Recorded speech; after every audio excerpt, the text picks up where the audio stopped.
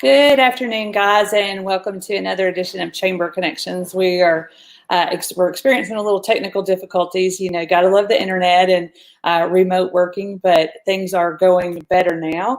I did want to tell you about a fun event that one of our members has got planned, and that is Living Word Fellowship is going to do a movie under the stars. So you bring some food and some lawn chairs or a blanket, and probably should bring your family or friends with you to Stearman Drive tomorrow night at 6 o'clock, and they're going to be showing a movie, and they're going to provide popcorn and drinks and movie-sized candy for you guys. So that's a lot of fun as things start opening back up.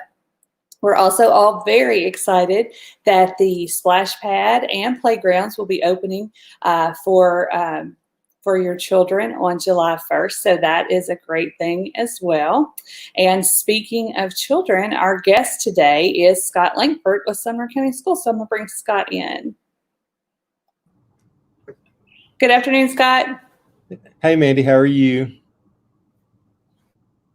I am doing great. How are you doing? Doing well. Hope everybody out there is doing well. I know it's a challenging time for everyone, and it's nice to hear that the splash pad's opening and we're getting a little bit of normalcy back. I know that's a relief for everyone. It definitely is. And tonight is a big night for our students at White House High School as they will be graduating and walking the line. I know that there's a lot of excitement over that. Is this Sumner County's first graduation, or have you guys had some already?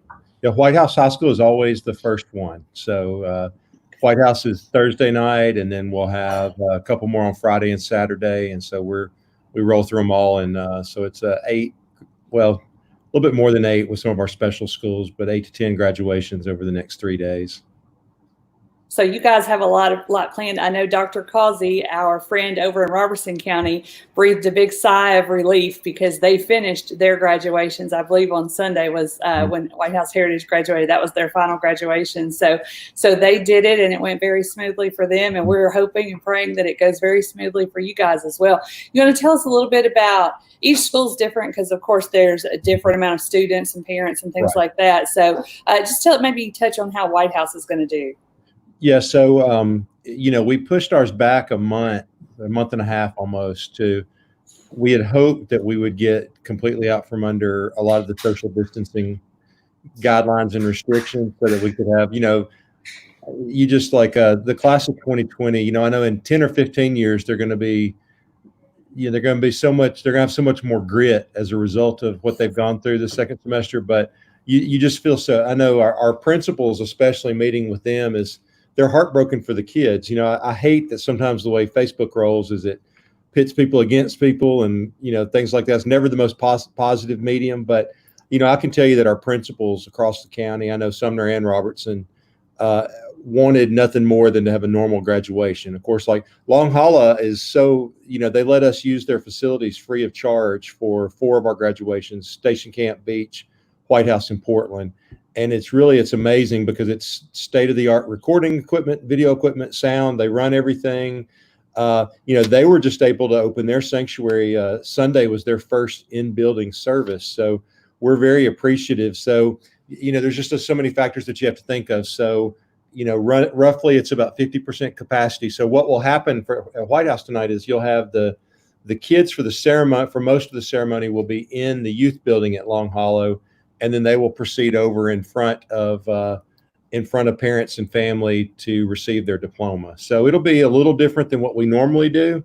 It'll be a little bit of a hybrid, but it's going to be exciting. I'm excited that our kids are going to get some type of normal graduation. I'm really excited for the class of 2020, and I know that White House High School, like always, will represent Sumner County well. I've got my, That's right. Got to always keep a little hard. Yeah, we're both alumni from Sumner County, or from our White House, rather.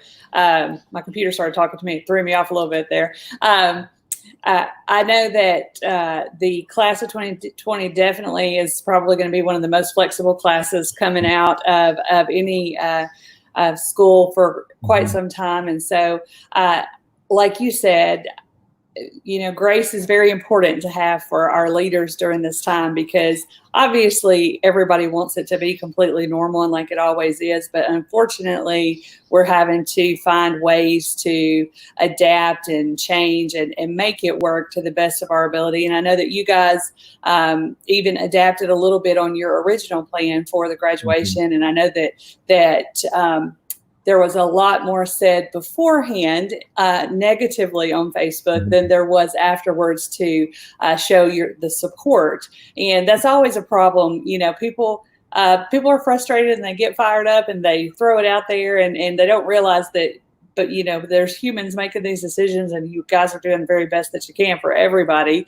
And so talking about that, you guys are all working really hard on a reentry plan for students in August to go back to school. So I know that, some people are frustrated that they don't know, but because things change so quickly and so frequently, you guys have made the decision to wait as close as possible before you release that plan. But tell us about the planning and who you're pulling in and talking to. I'm sure you're meeting with a lot of your administrators and your board members and things. So tell us a little bit about that.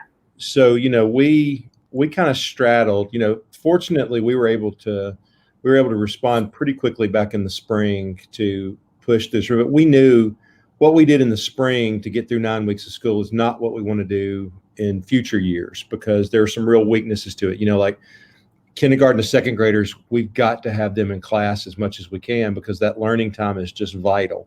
And it's hard to do. It's hard to teach. I know a lot of y'all know Rachel Mason, another White House alum, but Rachel said, watching a kindergarten Zoom session is like watching bats take flight. It's like the teachers spend as much time trying to get everybody in front of the computer. So, we've got to do things differently. And so like on my side, on the instruction side, in Sumner County, we're investing heavily in things like books. I know this is completely old school, but we're going to be one-to-one on text. So if in the event of a shutdown, our kids will be able to have their books so that the teacher's not having to keep them on a device. The last thing I think we need is another year where kids are on the computer for 6.5 hours a day. We want to see it look a lot more like in-class instruction should we have a closure. I'm hopeful that we can, avoid long-term closures and have a little bit more of what we're trying to do in Sumner County is have more of a scalpel-like approach where, we value our kids and our employees' safety first and foremost above everything else, but that we can respond a little differently than we had to in the spring. So we can close down, individual schools, individual classrooms, things like that. But, it's just, we have 49 schools, 30,000 students, 2,200 teachers. It's a scale problem, if you're looking at it from the business side and trying to manage and work through all the different scenarios. So we started about mid-May, and I would say we've probably worked about 50 or 60 hours a week trying to work through all the different scenarios. We got a chunk of money from the federal government to help. So, working through the process of getting that allocated so that, we've got about, a couple $1 million worth of purchases that'll roll out on July 1 with the new budget year. And so that'll let us do a lot of the things like, I think the thing that I've discovered is you have to keep things as simple as possible. So where before we gave a lot more flexibility for decisions in the classroom, there are going to be some things this year. They're going to be like, this is the way we're going to roll because we got to be able to support it virtually and in classroom. And that requires being really simple. It lets you maximize your support. Sure. And, I like to hear the books coming home and being available because, from a different generation, being able to flip the pages and find the answer is probably going to help some of the parents that will be tasked with helping their students potentially, especially if there's temporary shutdowns or things like that. So it's great to have those things available to us because like you said, the kids are already spending a lot of time with their faces in technology and they're not necessarily learning. And I can imagine, I have a good friend that's a third grade teacher and she shared with me some of her Zoom classes and how those go. So, and being an adult on Zoom calls, I see that they're looking at squirrels and, like my favorite story, Miss Miller will kill me for telling this story, but her son, William, and I are pretty tight. He was a fourth grader this year at HB Williams. And he had his fourth grade Zoom and she was getting dressed and she looked up and William was giving his fourth grade class a tour of the house. So I That's think wonderful. elementary teachers have gotten to see inside everybody's houses. So I know, like, as parents, we're really looking forward, to things like digital backgrounds and things like that. So you don't see everything in the house. Absolutely. Yes. Yes. I know I came in on a few Zoom calls and my daughter was holding the cat up in front of the Mhm. computer. So yeah, there are a lot of interesting things, but also I do applaud all of our teachers for, that was nothing that they were prepared for. And man, they hit the ground running back in the spring and engaged with the students and kept the parents involved and apprised of what was going on. So I applaud your staff for that. This has definitely been a year of change and flexibility and adaptability, and you guys are doing a great job at it. Well, thank you. Yes. So, and then tell us, July 15th, is that the date that we can kind of expect to get a little more guidance possibly? Yeah, July 14th at 6, we'll have a school board meeting study session, and we'll roll everything out to them. We've completed overwhelming majority of the plan, but the thing is I know, like, everybody listening, it's the same thing. Is long-term planning is still like 2 weeks, and everything changes. So you plan constantly, and just understand it's like drawing on, being at the beach and drawing in the sand. When the tide comes in, it's going to change. It's not changing as much as it was in March or April, but like, we're seeing a resurgence of cases. It makes us think long and hard about the way we're doing things. And then, just how do you run a school? Like, how do you look at the cafeteria? How do you look at buses? There's just so many different variables that we want to think through and make sure that we're taking care of our kids and our staff. So it's a lot, and it'll evolve 1,000 more times between now and December and July 14th. But yeah, I would anticipate by July 15th, our plan is to have school and district level plans rolled out on July 15th. That's great. And you're right about the changing. We had resumed work, and I was exposed to someone who had been exposed to the virus. So now I am here at home again for a few days. So, we're constantly having to adapt and wait on things and see how things go. And I have to remember that our attitude about things says a lot. I know I've seen a couple of my preschool teacher friends share a post about when the news about school comes out, your kids are going to pick up your attitude. And I think that is across the board. It's not just preschool, even our high school kids and middle school kids, right. Even though it's probably not what we're going to want exactly, our attitude moving forward is going to say a lot about what our year looks like, and our students and our kids and our children are really going to reflect that. Yeah, and I think our kids are just, I don't know, I've got a rising senior, and she's just ready to get back in school. And yes. Her friends, and and I think Ted Wise said this at the last board meeting we had. We presented our little one-page document with an overview of what we're thinking right now, with some different scenarios. And Ted at the end said, he's like, look, we're going to make mistakes. We're going to have to react quickly to information, but at the end of the day, he's like, I trust our principals and our teachers, and I know that at the end of the day, they love our kids and they're going to take care of them. And I think, Ted's attitude is the one that really captures. I know as a parent, that's my thought is, like, I trust the teachers and principals at White House High School to take care of Rebecca, and right. I always have, probably more so now than when I was principal. But Ted really captured that well. Is, like, we've got a great community from top to bottom. And we've always supported each other. It's always been a White House thing. So. That's right. That's right. And you're right. The love and care for the kids has come out so much more. Even so, Mr. Witt was in the food line dressed as the Easter Bunny, and they have done things to stay engaged and to really support our kids. And that's one thing too. I think tomorrow is the last day for the school lunches. Is that correct? That's correct. We've served in Sumner County. It'd be interesting. I'd love to know Robertson County's number, because between our two counties, we're over 550,000 lunches served since March. Wow, that's great.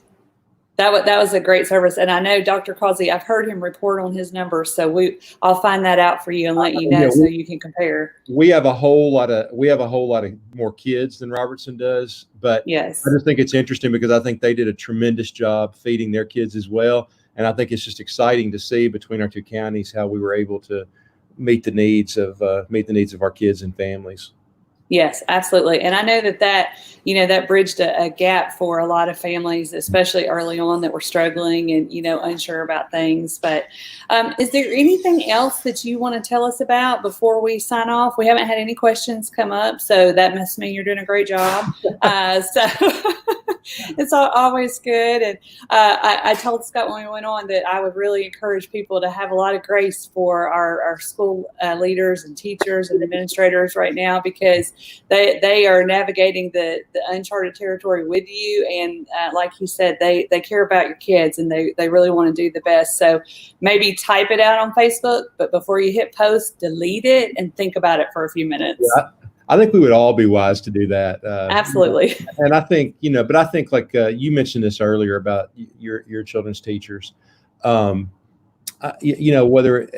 elementary school, middle school, high school, across the board, I was blown away because, there were so many obstacles that they faced, and our teachers just organically, they were not going to be kept away from their kids. And so like we had a teacher, set up in a yard, and people brought their kids and they sat like 10 feet apart, and she read stories to them. And we had like, they'd get a picture of themselves made into a flat Stanley, and they would send that out, or they just delivered things or wrote notes and it was remarkable to me. And I think like, as frustrating and difficult as COVID has been for all of us, I think it's revealed to us some things that we'd forgotten because we were so busy. And it's just the importance of our relationships and those personal touches, like a handwritten note or something like that, how important that is. And I'm hopeful that, as we start back into school, that we can not buy into some of the things. Like I'm really hopeful that one of the things that'll happen is we'll move away from being so, test heavy at the state and federal level and different things like that. Because, what we saw is when our teachers were faced with overwhelming obstacles,